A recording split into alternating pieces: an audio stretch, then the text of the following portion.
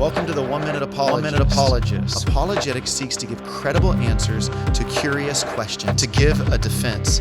How to interpret the seemingly ridiculous in Scripture.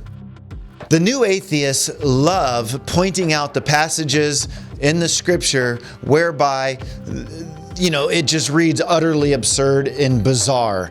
And there is a whole plethora of examples that they can give.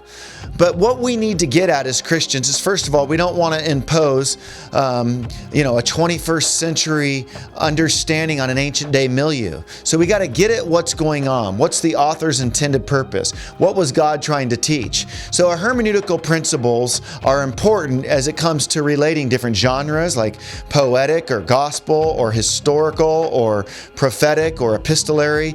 But when it comes to the ridiculous, there are these different stories. For instance, you have Isaiah who is walking naked in his ministry, and you scratch your head and you go, what's this all about? Well, some scholars would say he's in his undergarments. You have Ezekiel who's on his side for over a year, and then God says, okay, now flip over for another several days. And you sit there and you go, what is this all about? Or you got Hosea who's told to go marry Gomer, a prostitute.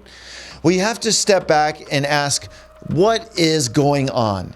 And so from a hermeneutical standpoint, I would say that sometimes God uses people as metaphors to teach a deeper truth. So back to Isaiah. He was to walk naked, and he was metaphorically depicting God's people's nakedness before him. Or you take Ezekiel laying on his side and then flipping over to his other side. This was to show symbolically a message about judgment. Or you take Hosea marrying Gomer, who's a prostitute.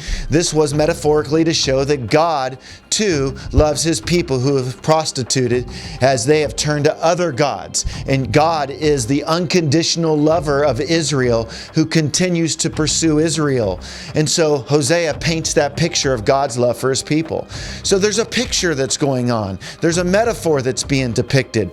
And we have to understand also that the ridiculous is a sub-theme that runs throughout all of God's scriptures. And when we can understand what God's up to and take the time to learn what's going on instead of just instantly dismiss it, well, then we could get an understanding of not only our God, but how he calls us and invites us into faith and following him.